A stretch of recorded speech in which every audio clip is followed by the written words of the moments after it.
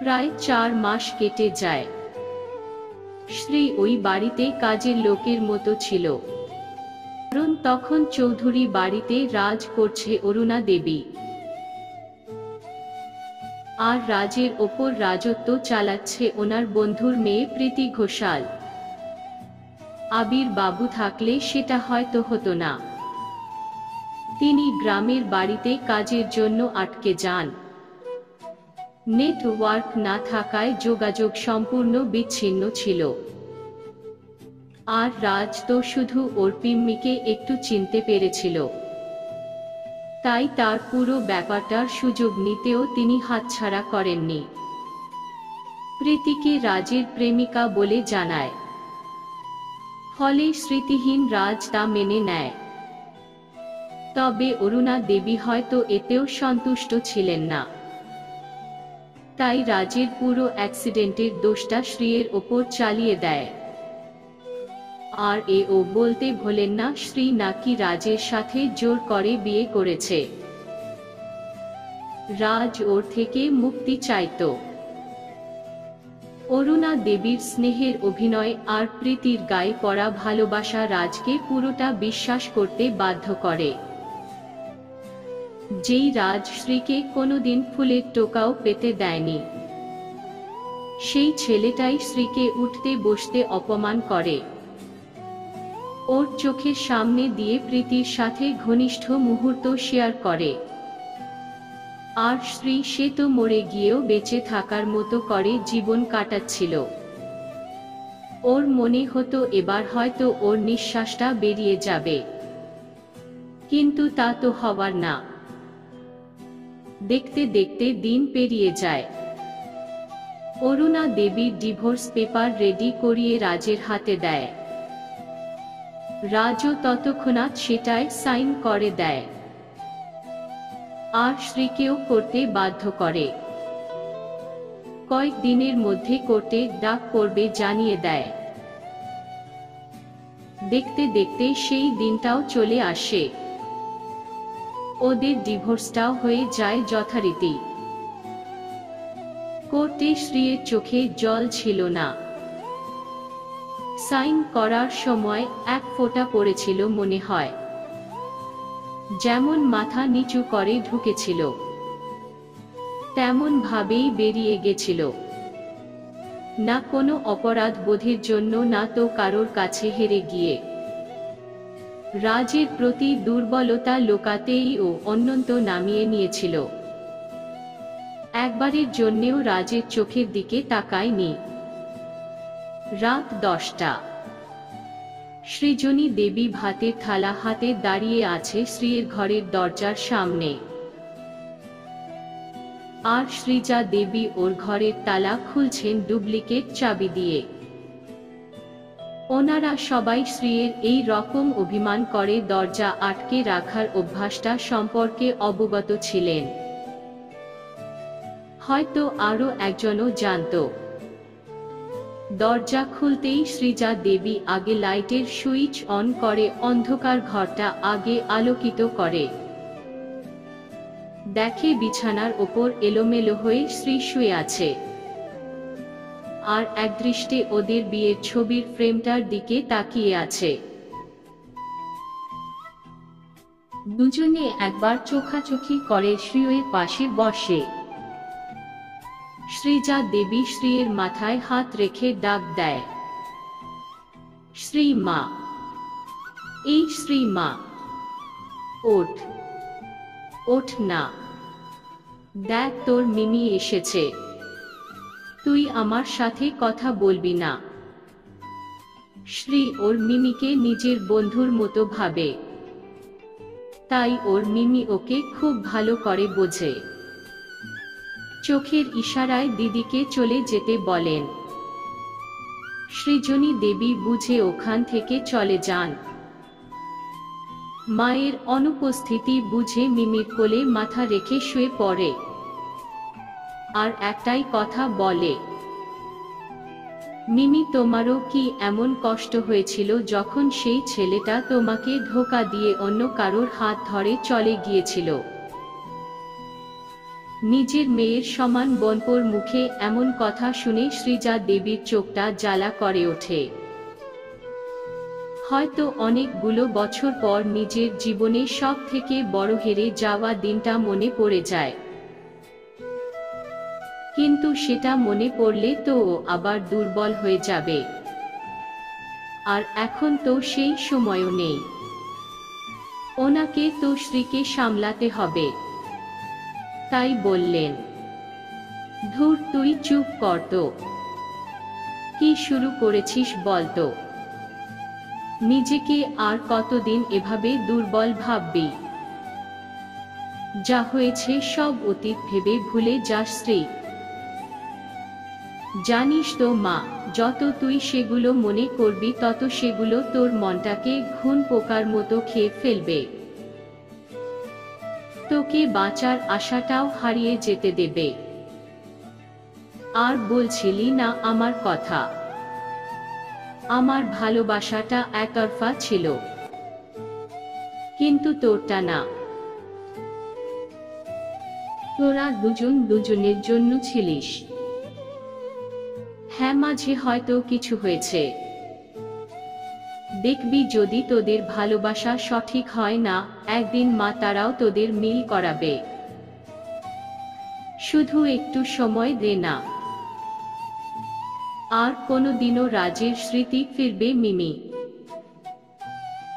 ওকে কি আমি কোনোদিনও ফিরে পাবো?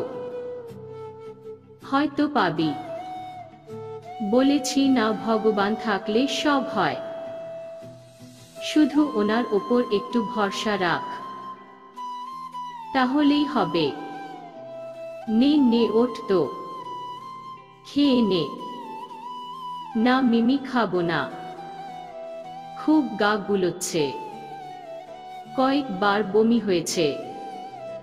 আবার গ্যাস হয়েছে, তাই না? না গো, প্রায় কয়েকদিন এমন হচ্ছে। ওই বাড়িতে থাকার সময় হয়েছিল। কাউকে বুঝতে দিনি, তবে এখনো হচ্ছে। কি বলছিস কি তুই? আমাকে জানাসনি কেন? তুই কাল ডাক্তার দেখাবি। আর শোন, তোর পিরিয়ড ঠিক মতো হচ্ছে। এমা, এইসবের চক্করে তো আমি ভুলেই গেছিলাম যে আমার এই মাসে পিরিয়ড হয়নি। কি? তাহলে কি আমার সন্দেহটাই ঠিক? মানে তুমি কি ওটাই ভাবছো যেটা আমি ভাবছি? হ্যাঁ, কিন্তু এটা কিভাবে সম্ভব? হতভম্বের মতো জিজ্ঞাসা করে। আসলে একদিন বাড়িতে কেউ ছিল না। রাজকে ওর বন্ধুরা ডাকে। ও গেছিল। আমি যতদূর শুনেছিলাম, ওর কোনো বন্ধুর বিয়ের আগে ব্যাচেলার পার্টি দিয়েছিল। তাই অনেক রাত, প্রায় গলা অবধি ড্রিঙ্ক করে ফেরে। সেদিন ভুল করে দুতলায় না গিয়ে একতলায় আমার ঘরে চলে আসে। আর বোধহয় সেদিন কিছু হলেও হতে পারে।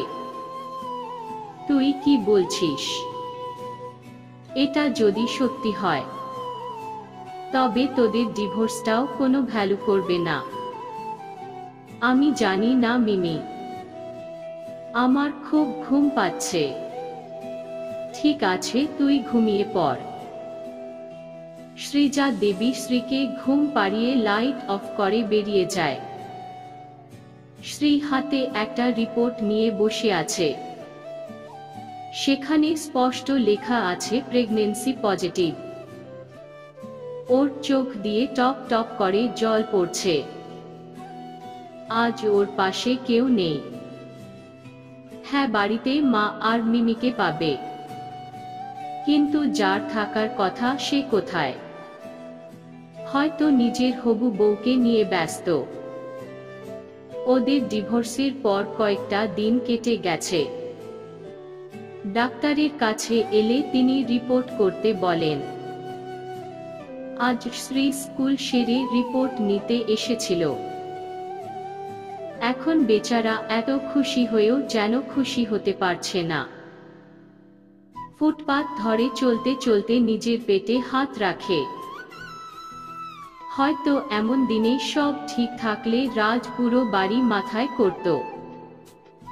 ওর খুব মনে পড়ে, শোনো শ্রী, যেদিন তুমি জানবে আমাদের বেবি আসবে সেদিন প্রথম খবরটা আমাকে দেবে বলে দিলাম। আর যদি তুমি আমাকে শেষে জানানোর ভাবনায় থাকো, দেখো সেদিন আমি রাস্তায় দাঁড়িয়ে থাকব, আর তুমি বাধ্য হবে আমাকে জানাতে। এখন শ্রীর বলতে ইচ্ছা করছে, কোথায় তুমি রাজ?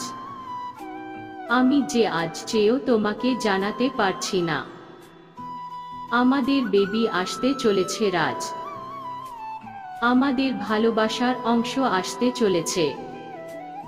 তুমি কোথায় রাজ? এসো না, তোমাকে খুব ভালো। কথাটা শেষ করার আগে একটা পাথরে হোঁচট খায়, কিন্তু পড়ার আগে কেউ একজন ধরে নেয়। মুখ তুলে দেখে সেই কাঙ্ক্ষিত মানুষটা রাজ। হ্যাঁ, রাজি ওকে বাঁচিয়েছে। ওকে দেখে কিছু বলার আগেই শ্রী বলে, আবার আমাকে বাঁচার আশা জাগাতে এসেছেন? কেন এসেছেন? আমি পড়ে যেতাম, আঘাত পেতাম, তাতে তো তোমারই ভালো। আফটার অল আমি তোমাকে জোর করে বিয়ে করেছিলাম। আসছি, ভালো থাকবেন। কথাটা বলে শ্রী এগিয়ে যেতে চায়, কিন্তু একটা কথা ওকে আটকে দেয়। আমাকে কি একবারও বলা যেত না আমাদের বেবি আসছে? কেন আরো কোনো দয়া দেখানো বাকি আছে নাকি? তাহলে সেটাও বলে দিন। ও এক সেকেন্ড, হয়তো এখন এটাও বলতে পারেন, আমি হয়তো কার না কার দায় তোমার ওপর চাপিয়ে দেওয়ার চেষ্টা করছি। শ্রী আর কিছু বলতে পারে না। রাজের ওই ছল ছল চোখটা ওর কথাকে আটকে দিয়েছে। রাজ এবার চিৎকার করে বলে, চুপ করো শ্রী, আমি আর নিতে পারছি না। তোমাকে এখন আমি কিছুই বলবো না, শুধু একটিবারের জন্য আমার সাথে চলো। শ্রী আর কিছু বলে না, রাজের সাথে গাড়িতে গিয়ে বসে। চৌধুরী বাড়িতে প্রবেশ করে যে এমন কিছু দেখবে তা কল্পনাও করতে পারেননি শ্রী। সোফায় আবির বাবু, ওর মা আর মিমি বসে আছে। সিঙ্গেল সোফায় একজন কিঞ্চিত পরিচিত ছেলে বসে। আর সব থেকে বড় বিষয়, পুলিশ এসেছে। এমনকি অরুণা দেবী আর প্রীতিকে হাত কড়া পরিয়ে দাঁড় করিয়ে রেখেছে। শ্রী তো পুরো অবাক। শ্রীকে লিভিং রুমে ঢুকতে দেখে আবির বাবু এগিয়ে আসেন আর বলেন, মারে তুই ঠিক আছিস তো? আমার জন্য সব হয়েছে। আমি যদি সব ফেলে চলে আসতাম, তাহলে তোকে কেউ কষ্ট দিতে পারত না। তোর এই বুড়ো বাপটাকে ক্ষমা করিস মা। সে যে অক্ষম তার মেয়েকে রক্ষা করতে। বলেই তিনি চোখের জল ফেলতে থাকেন। শ্রী সেটা সহ্য করতে না পেরে বলে, না বাবা, তোমার কোনো দোষ নেই। তুমি যে আমাকে বুঝেছ বাবার ভালোবাসা কেমন হয়। তোমাকে দেখেই তো বাবা শব্দের মানেটা বুঝতে পেরেছি। আর আমার কষ্টের কথা বলছো, ওটা তো আমার ভাগ্যেই ছিল। শ্রীর কথা শেষ হতেই রাজ বলে, না না শ্রী, তোমাকে যে কষ্ট দিয়েছে তাকে তো আমি ছাড়ব না। আসলে কি বলো তো, তার ইন্টেনশন শুধু তোমাকে কষ্ট দেওয়া না। তার নজর ছিল কিভাবে আমাকে কোনোভাবে পৃথিবী থেকে সরিয়ে দিয়ে পুরো চৌধুরী সাম্রাজ্যকে গ্রাস করা। কি ঠিক বললাম তো পিসমি? রাজের কথা শুনে শ্রীর শরীরটা টলে ওঠে। রাজ সেটা দেখেই ওকে ধরে ধরে সোফায় বসিয়ে দেয়। তারপর শ্রী বলে, কি বলছো রাজ? আমি তো কিছুই বুঝতে পারছি না। প্লিজ শ্রী, এত এক্সাইটেড হয়েও না। তুমি এমন করলে আমি কিন্তু বলবো না। হ্যাঁ শ্রী মা, বেশি উত্তেজিত হোস না। রাজকে বলতে দে। শ্রীজা শ্রীকে বুঝিয়ে পাশে নিয়ে বসায় আর রাজকে বলতে ইশারা করে। রাজ বলতে শুরু করে, তো শুরু থেকেই বলি। আমার অ্যাক্সিডেন্টের কিছুদিন আগেই অফিসে একটু গন্ডগোল দেখা যায়। আমি সেটা নিয়েই বিজি থাকি। এর মধ্যে পিম্মি শ্রীকে যা নয় তাই ভাবে অপমান করে, কিন্তু শারীরিকভাবে কোনো ক্ষতি করতে পারে না। এটুকুই শুধু তুমি জানো বাবা, কিন্তু আদতে এর থেকেও বেশি কিছু হয়। পিম্মি লোক দিয়ে গ্রামে ঝামেলা ঘটায় যাতে তুমি ওখানে আটকে পড়ো, আর আমি অফিসে। এর মধ্যে পিম্মির অত্যাচারে যাতে শ্রী সুইসাইড করে, আর এতে আমি শেষ হয়ে যাব। ফলে পিম্মি খুব সহজে সম্পত্তি হাতিয়ে নেবে, কিন্তু সেটা যখন ফেলিওর হয় তখন তিনি আমাকেই পুরোপুরিভাবে শেষ করার চেষ্টা করে, কিন্তু তাতেও পুরোপুরি সফল না হলে আংশিক হয়। আমার স্মৃতি হারিয়ে যায়। তার সুযোগ নিয়ে আমাকে মিথ্যে বলে, কিন্তু আমার আস্তে আস্তে শ্রীকেও মনে পড়তে থাকে। তখন কেন জানি না মনে হতে লাগলো পিম্মি আমাকে ভুল কেন বোঝাচ্ছে। একদিন তা দিনের আলোর মতো পরিষ্কার হয়ে যায়। ওদের সব কথা আমি শুনে নিই, আর ওদের মতো একটু অভিনয় করি। আসলে তারপর থেকে আমি সব সময় পিম্মিকে আর ওই প্রীতিকে আটকে রাখার চেষ্টা করতাম। আর ডিভোর্সটা ফেক ছিল।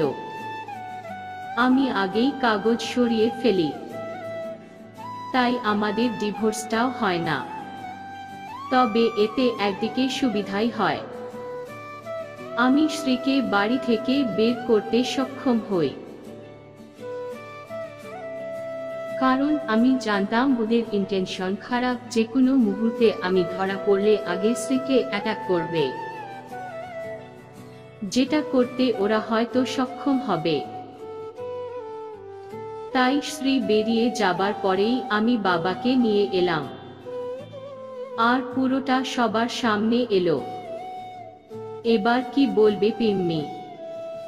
অরুণা দেবী রাগে ফোঁস ফোঁস করতে করতে বলে, কাজটা ভালো করলি না। এর প্রতিশোধ আমি নেবই। কিভাবে নেবে? তুমি যাতে জেল থেকে না বেরোতে পারো তার ব্যবস্থা আমি করব। কথাটা আর কেউ না, সেই সিঙ্গেল সোফায় বসা অনন্ত বলে ওঠে। না, আজ ওর মার প্রতি কোনো কিছুই হচ্ছে না, শুধু ঘৃণা ছাড়া। আর অরুণা দেবীও ছেলের দিকে অবাকভাবে তাকিয়ে থাকে। হয়তো তার ছেলের কথার তাৎপর্য খুঁজছেন। শ্রীয়ের চোখে জল। সেটা দেখে রাজ পুলিশকে ওদের থানায় নিয়ে যেতে বলে। আজ আকাশে পূর্ণিমার চাঁদ উঠেছে। রাত প্রায় 11টা। শ্রী বারান্দায় দাঁড়িয়ে আকাশ দেখছে। আজ এই আকাশটার মতো ওর জীবনে সব অন্ধকার কেটে গিয়ে আলোর রোশনায় আলোকিত হয়েছে। ওই দিনের পর কেটে গেছে বেশ কয়েকটা দিন। সব ঠিক হয়ে গেছে। রাজের প্রতি অভিমান জন্মালেও রাজ তা নিজের ভালোবাসা দিয়ে পুষিয়ে দিয়েছে। হয়তো ভালোবাসার এতটাই শক্তি যে বিরাট পাহাড় সমান অভিমানেরও খুব সহজে মিটিয়ে দিতে পারে। হঠাৎ নিজের পেটে আর ঘাড়ে কারোর উপস্থিতি টের পেল। এ রাজ ছাড়া আর কেউ না। রাজ ওকে পিছন থেকে জড়িয়ে ধরে, ঘাড়ে থুতনি রেখে শ্রীয়ের পেট জড়িয়ে ধরে দাঁড়িয়ে আছে। কিছুক্ষণ নীরবতা। তারপর রাজ নিজেই বলে, আজ কারোর চোখে ঘুম নেই।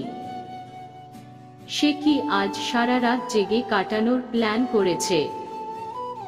কিন্তু এখন তো তাকে এই প্ল্যান থেকে দূরত্ব মেনটেন করতে হবে, কারণ তার পেটের ভিতর থাকা পুচকেটা বারবার তার মাকে ঘুমোতে যেতে বলবে।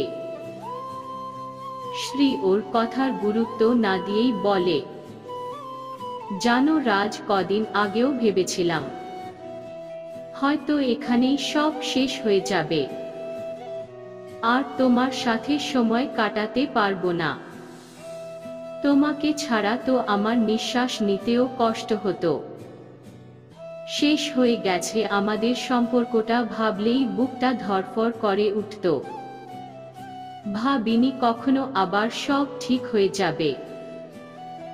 শ্রী সব সময় একটা কথা মনে রাখবে, যেখানে কোনো কিছুর শেষ হয় সেখানেই আবার পরবর্তী কিছু শুরু হয়। আর আমাদের ভালোবাসাটা না অসমাপ্ত, যার কোনো শেষ নেই। তুমি যেখানে ভাববে শেষ হবে, সেখান থেকেই আমাদের ভালোবাসার নতুন রূপে শুভারম্ভ ঘটবে। কিছু বুঝলে? শ্রী এবার হাসতে হাসতে বলে, হ্যাঁ বুঝলাম। শেষ থেকে শুরু, সমাপ্ত।